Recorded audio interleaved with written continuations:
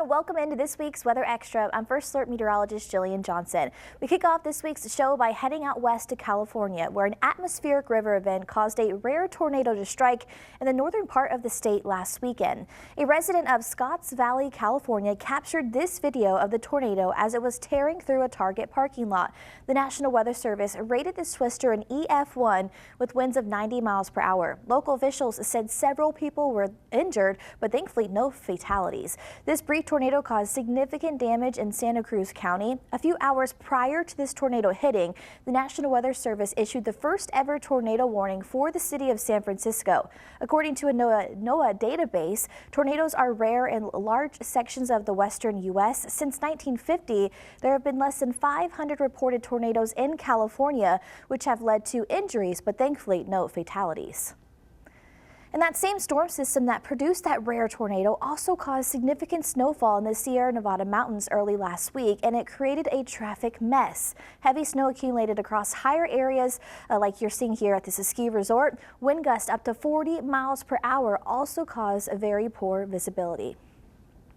And states around the Great Lakes were also slammed with the heaviest snow of the season so far last week. More than 7 million people were under winter storm warnings Thursday. Minnesota and Wisconsin were some of the hardest hit states, creating dangerous travel conditions as many left for the Christmas holiday. More than 100 crashes were reported in Minnesota, and the Department of Transportation there had to deploy more than 800 snowplow crews to help clear off roads.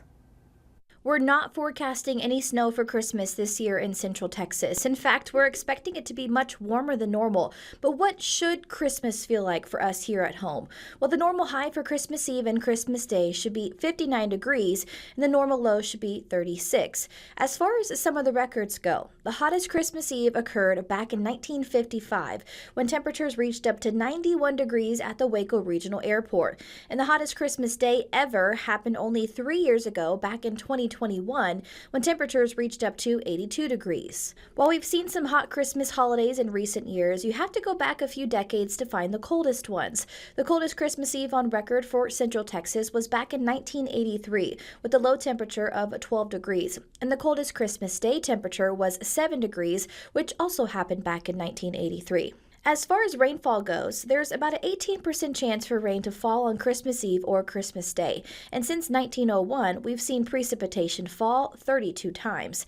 The record wettest Christmas Eve was back in 1975, when 2.2 inches of rain fell at Waco Regional. Last year was actually the second wettest Christmas Eve on record. The wettest Christmas Day happened back in the year 2000, when 1.4 inches fell.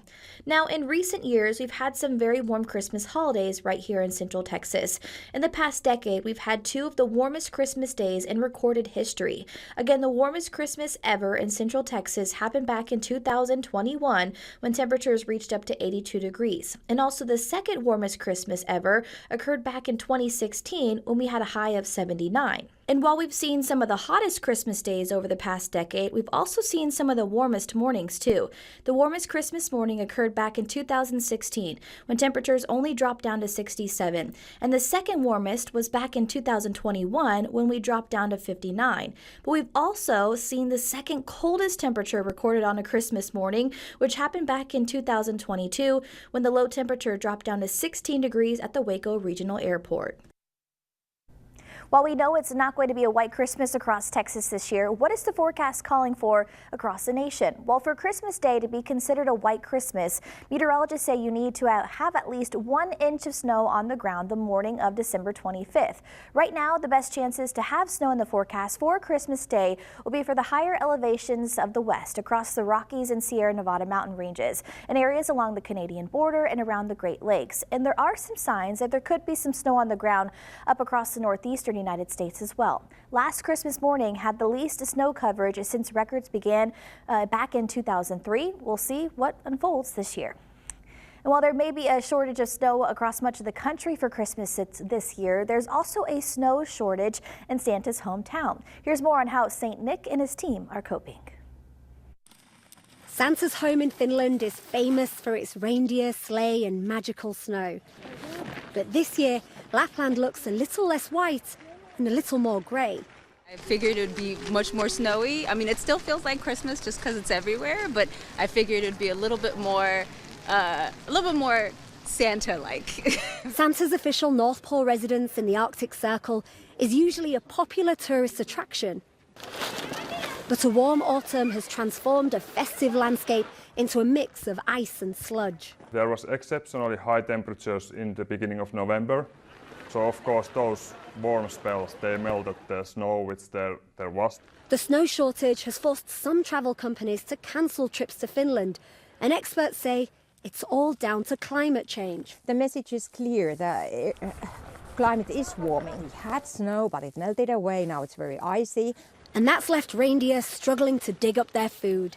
While it's not the winter wonderland visitors were expecting, Merry Christmas. Santa Claus and his helpers remain optimistic and insist deliveries are on schedule. Of course, my reindeer, they can fly, so that's no problem.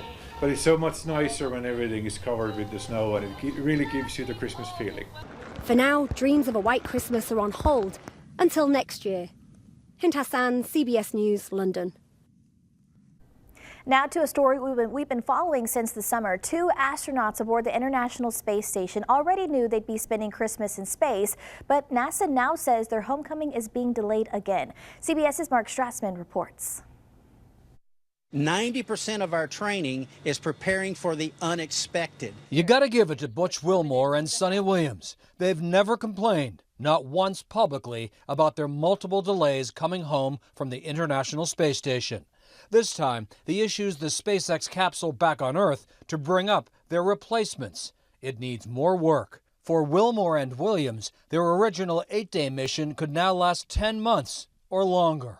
I asked Wilmore about the delays back in September. Talk a little bit about the psychological adjustment for you and your family. I can sum it up in one word, and that's resiliency. 8 days to 8 months or 9 months or 10 months, whatever it is, we're going to do the very best job we can do every single day. Ignition. The Boeing Starliner they launched on back in June developed problems with helium leaks and overheating thrusters. NASA decided to return Starliner without its crew. Touchdown. Extending the stay of Wilmore and Williams until at least February, when they could catch a ride home on a SpaceX Dragon. But NASA wants them to stay until the new crew arrives. With this latest delay, the earliest they'll come home is late March. Wilmore admitted the tough part is the toll on their families. It is different, and they're going to learn from this, and they're going to grow from this, and like they never could have in any other situation.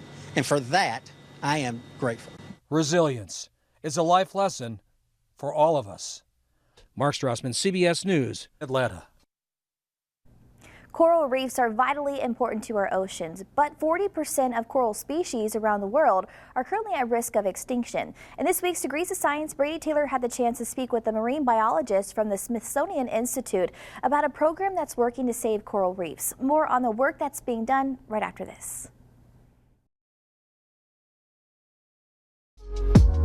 You have a background working with conservation, really when it comes to coral reef with the cryobiology work. So tell us about the project that you have called the Reef Recovery Initiative. When we first started, we started working on preserving coral sperm, and today we have about 50 or so species that are cryopreserved in biorepositories around the world. We've been making biorepositories for coral reefs in different countries. We have one in Australia, we have one in the US, and we're building one in Mexico and Curacao now. So we're trying to expand our abilities to hold these materials at liquid nitrogen temperatures. We are also cryopreserving coral embryos, and we are trying to cryopreserve small fragments of coral. And this is really akin to trying to cryopreserve a small human organ.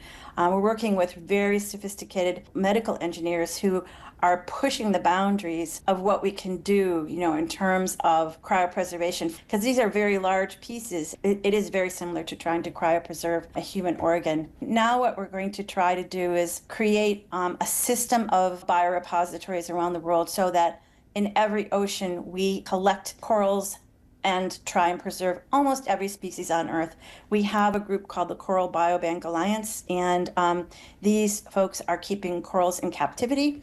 We have about 250 of the 1,000 or so species of corals that are on the globe. We have them living in aquaculture or, in tanks. So we're going to go through the oceans in the next 10 years and do whatever we can to try and save the species that are there. And but it's a huge project.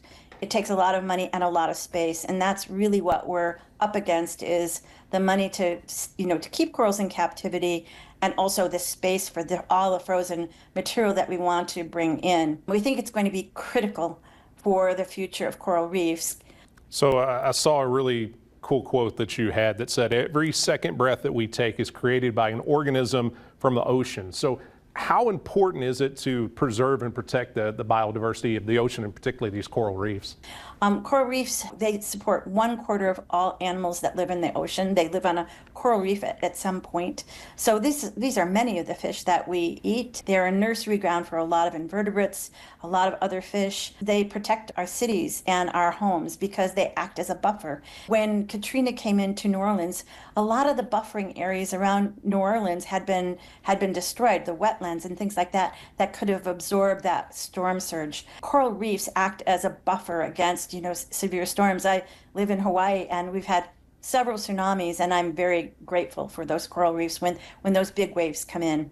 Coral reefs, it's estimated, although we don't have a real solid number, that about $10 trillion is added to our global economy from various aspects of coral reefs, whether it's protecting fish, creating livelihoods, et cetera, but they are very important for our world economy as well.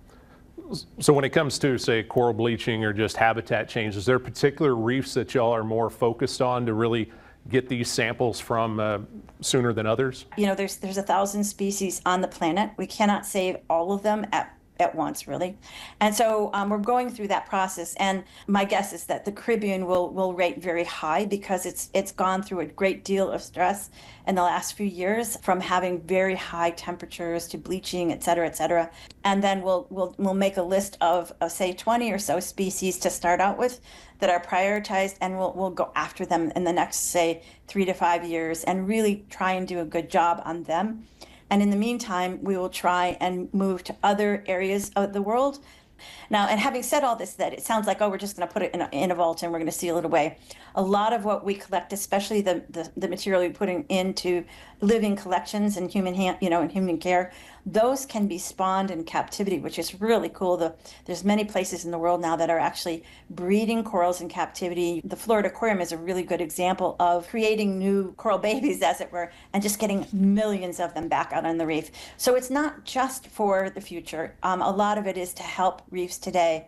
But what's happening is that the changes in our weather, in our ecosystems are happening faster, really, than many of the species can adapt to. And so helping them as best we can, whether it's through management policies, whether it's through reef restoration, or through this process of actually cryopreserving or bringing into captivity, or you name it. We want to have as many tools, management tools, that we can to help coral reefs, so that we will have them in the future. To hear more about the work being done to save coral reefs in this week's Degrees of Science, scan the QR code on your screen to watch on YouTube, or head over to our website at KWTX.com/Degrees of Science. Weather Extra returns after this. Welcome back to Weather Extra. The winter season officially kicked off at 3:21 a.m. Saturday. And after a rather warm and dry fall in Central Texas, you may be wondering what the winter has in store for us. Well, First Alert meteorologists C.D. Finley and Sean Bellafury sat down together to take a look at the National Weather Service's winter outlook for us in Central Texas. Here's a listen into their conversation. With the official start of winter just being a few weeks away, many people are wondering how our winter will actually look here in Central Texas. And so our friends over at the National Weather Service in Fort Worth have actually released a winter outlook for this upcoming season. And I'm here with First Alert meteorologist Sean Bellafury to kind of help break it down a little bit. So before we get into the forecast, let's talk a little bit more about what a climate outlook actually is. It doesn't really attempt to predict the weather. It's really difficult to really go out out that far long range and you'll get as high resolution data as we usually do, say with our closer range models and stuff like that. And it really just provides a likelihood that temperatures and total precipitation will be, say, above or near or below average for that particular period of time. As you can see here, the winter outlook for 2024-2025, we're looking at the temperature outlook there. We're looking at the temperatures being above average for this time of year.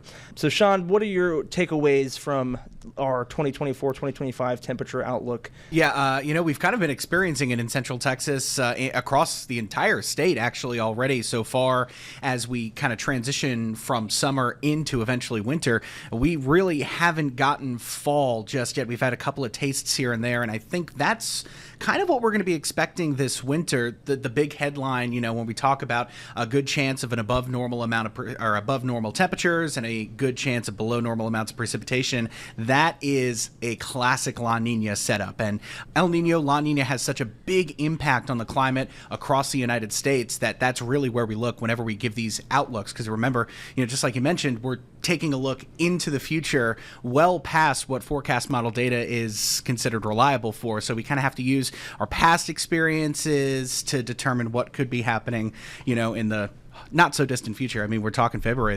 It's already, 3 months away at this point. Even just based on past experiences, I mean, even thinking about October, right? We set the 14th driest October on record, I believe, if that's correct. 14th driest, then the hottest as far as the average high temperature, and second highest for the average temperature, the high and the low average together. With that said, let's go ahead and take a look at the precip as well. It's kind of more of a continuing trend there as well, so to speak. More below average temperature, precip in terms of rainfall amounts here as we head into the winter season, which means we're likely to continue that trend just based on previous experiences and, like you said, with La Nina as well. But I also want to note here, and it has this note here on the slides as you take a look here, does not necessarily mean that there won't be any winter weather events. I mean, even kind of going back to previous La Nina years, and correct me if I'm wrong on this, I believe 2021 was a La Nina year. Yeah, triple dip La Nina. It was the winter of 2020 to 21, 21 to 22, and 22 to 23. Yes, and it was in that period of time, and I believe it was 2021 as well, that we saw the big rain or snowfall amounts with what many people call snowmageddon. Snowmageddon, yeah, the COVID snowpocalypse is what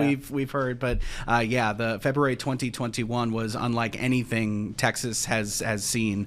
On a local scale, parts of North Texas has seen those type of temperatures before. Central Texas has, but it's kind of on the extreme level. And then, just thinking back to it, back in 2021, freezing temperatures got all the way down past Galveston, and we even saw snowfall as far down south as the coast. So even though it was a La Nina year, that does not mean warmer temperatures, below normal precipitation. Something could definitely happen. Yeah, and we want to say that we're not forecasting another February 2021. Yeah, that's not true either. We're looking. If that is going to happen, that's something that would be like 7 to 10 days out that we would be able to forecast. But this is an overall outlook. So just because we may not see a snowmageddon, a couple inches of snowfall, a couple of inches of ice, doesn't mean that we can't get, maybe one day of freezing drizzle, or maybe one day of a little bit of sleet, or even a bit of snow. It's just typically those La Nina winters tend to trend a little bit drier, not only on the rainfall, but also the wintry precipitation too. Obviously, we're returning into a La Nina season, right? As you kind of already hit on a moment ago, we had an El Nino summer. Now that we're kind of switching into that neutral phase and going into La Nina. And as you can see here on the slides, we usually see above average temperatures and below average precipitation. And that's why, we're predicting that we're likely going to see exactly that, above average temperatures and below average precipitation. That's just what we've seen historically speaking. To hear CD and Sean's full breakdown on the winter outlook for us in Central Texas, scan the QR code on your screen to watch on YouTube, or go to our website, which is once again kwtx.com/degrees-of-science. With its iconic orange and black markings, the monarch butterfly is one of the most recognizable species in North America. But over the past 2 decades, their numbers have declined, prompting action from a government conservation agency. We'll visit one location in the United States that's seen an extreme decline in population right after the break. Welcome back to Weather Extra. Earlier this month, the U.S. wildlife officials announced plans to add the monarch butterfly to the threatened species list. CBS's Brian Hackney reports how the decision follows years of warnings about the beloved pollinator's shrinking numbers. Thousands of visitors flocked to the coastal town of Pismo Beach this past week. Many of them came to hang 10, others to hang 6. Suspended from eucalyptus leaves at the nearby monarch sanctuary. See those butterflies? Yeah, butterflies are my favorite. Well, this is so amazing. Thank you so much. Anybody have any idea why they're here? Well, why are they here? Because they don't want to freeze. Barbara Haggerty is a longtime docent at the Pismo Beach Grove. How you doing? It's the destination of thousands of monarch butterflies every year. They've heard about them for years and years, and they go in and they're skeptical, and then they go, wow. Wow. We'd heard about the butterflies. We've never been here before. We have no idea how many butterflies are here right now. Volunteers like Barbara do. We only have 550 butterflies right now. The numbers are way down. Way down. We should be at 1,000, if not 2 by now. That continues a long decline from 230,000 monarchs here in 1990 to just 550 so far this year. We don't know why yet we're so low this year. 160 miles north of Pismo Beach, they're having the same problem at the Pacific Grove Sanctuary. It's just terrible drop in the numbers, and that scares the bejeepers out of me. Volunteer Paul Meredith says the count this year, once in the tens of thousands, is down to 107. They may have had problems in migration, finding enough food to get here. Both locations are now wrapping up the most critical monarch count of the year. Oh, nice. Hoping somehow many more make it here on a wing and maybe a prayer. Brian Hackney, CBS News, Pismo Beach, California. That's all we have for you on this week's episode of Weather Extra. Our team of meteorologists here at KWTX wish you and your loved ones a very Merry Christmas. Have a great week, and we'll see you again next time.